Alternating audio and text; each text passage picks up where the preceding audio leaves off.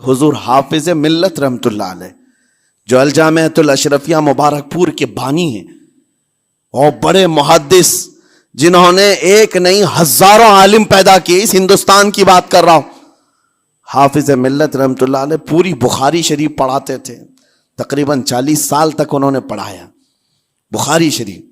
میرے والد ان کے شاگرد ہیں، فرماتے ہیں جب وہ بہت زیادہ ناراض ہو جاتے کسی سے، ڈانٹنا ہوتا، ہر استاد بچے کو ڈانٹتا ہے، کبھی کچھ بچہ نافرمانی کر جائے یا مزاج کے خلاف بات کرے تو استاد ڈانٹتا ہے، تو حافظ ملت رحمت اللہ علیہ اگر کسی شاگرد کو ڈانٹتے بھی غصے میں تو کہتے ہیں اے جنتی کیا کر رہا ہے، کہتے ہیں اگر یہ جملہ قبول بھی ہو جائے تو بچہ جنتی ہو جائے۔ لہجے کی یہ استعمالات اولیاء سے سیکھو میرے عزیزو، غصے پر کنٹرول اس وقت تمہارے اخلاق معلوم ہوتے ہیں جب تمہارا غصہ عروج پر ہوتا ہے، اس وقت تمہاری حقیقت لوگوں کے سامنے آتی ہے۔ وہ اپنے شاگردوں کو ڈانٹتے بھی تو جنتی کہہ کر ڈانٹتے ہیں، یعنی کوئی گالی نہیں ہے، کوئی برے کلمے نہیں ہیں، بلکہ ایسا جملہ ہے کہ اگر قبول بھی ہو گیا استاد کی زبان سے اس کی تو زندگی وصول ہوگی، اس کا بیڑا پار ہو گیا۔ ہمارے درمیان ماں باپ کو بھی یہ چاہیے کہ بچوں کو کس طرح کے اخلاق آپ دے رہے ہیں۔ گفتگو کرنے کے متعلق قرآن میں اللہ تعالیٰ نے آداب بتائے ہیں۔ جب آپ گھروں کے اندر موجود ہوں تو بچوں کے سامنے کس طرح کی گفتگو کیا کریں گے، کیسی بات کریں گے۔ شوہر اور بیوی جس طرح کی باتیں کر رہے ہیں بچے کے دماغ میں وہ پورا کا پورا چھپتا ہے، ٹرانسفر ہوتا ہے، اسی لیے کہا گیا ایڈلٹ گفتگو کبھی بھی بچوں کے درمیان نہیں کی جائے گی۔ جو میچورٹی میں نہیں ہے ان بچوں کے سامنے ماں اور باپ بیٹھ کر کے کلام بھی نہ کریں، بات نہ کریں۔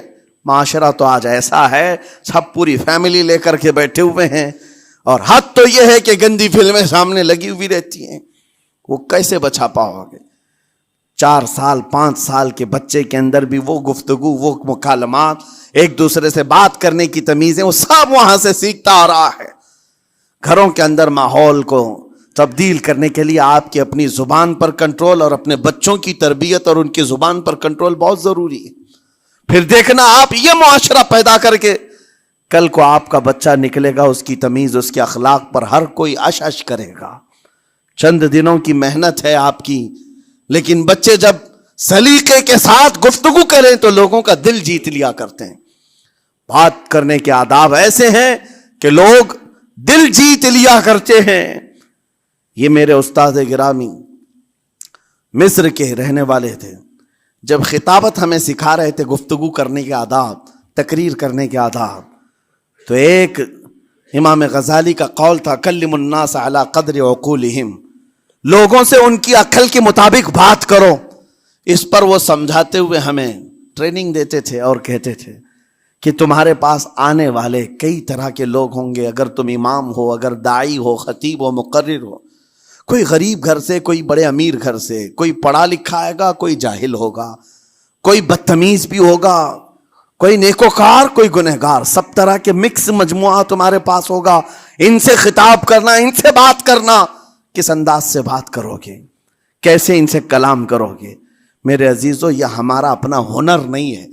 ہم جو آپ کے سامنے گفتگو کر رہے ہیں یہ ہمارا فن نہیں ہے، یہ اپنا پیدا کیا وہ ہنر نہیں ہے۔ ہمیں سکھایا گیا تھا صرف اور صرف آپ کو اس مجمع سے اور یہ آئے ہوئے جمع غفیر سے بات کرنے کے لیے ایک ہی اسلوب اپنانا ہے، دیکھنا ہے کہ رسول اللہ کیسے بات کیا کرتے تھے۔ میرے آقا صلی اللہ تعالی علیہ وسلم کا اسلوب اپناؤ۔ حضور کے خطبے دیکھو، حضور جب خطاب کرتے، ظاہر سی بات ہے مسجد نبوی میں اس وقت بھی لوگ، ہر طرح کے لوگ آتے، دیہات کے بھی تھے، شہر کے بھی تھے، اعلیٰ دماغ والے لوگ، اور کئی الگ الگ قسم کے لوگ آتے۔ حضور کا خطاب سب کے لیے تھا۔ عزیزان گرامی، ان سنتوں پر عمل کر کے آج آپ اپنے لہجے کو بہتر بنا سکتے ہیں۔ بس میری گفتگو کا خلاصہ یہی ہے کہ اللہ تعالیٰ ہمیں زبان کا صحیح استعمال عطا فرمائے، ورنہ یہ زبان کی سختیاں اور اس کی کڑواہٹ ہمیں دوزخ میں بھی لے جاتی ہے، دوزخ تک لے جا سکتی ہے۔ اللہ تعالیٰ اس کی مکاریاں، اس کی عیاریاں اور اس کی شرانگیزیوں سے ہم سب کی حفاظت فرمائے۔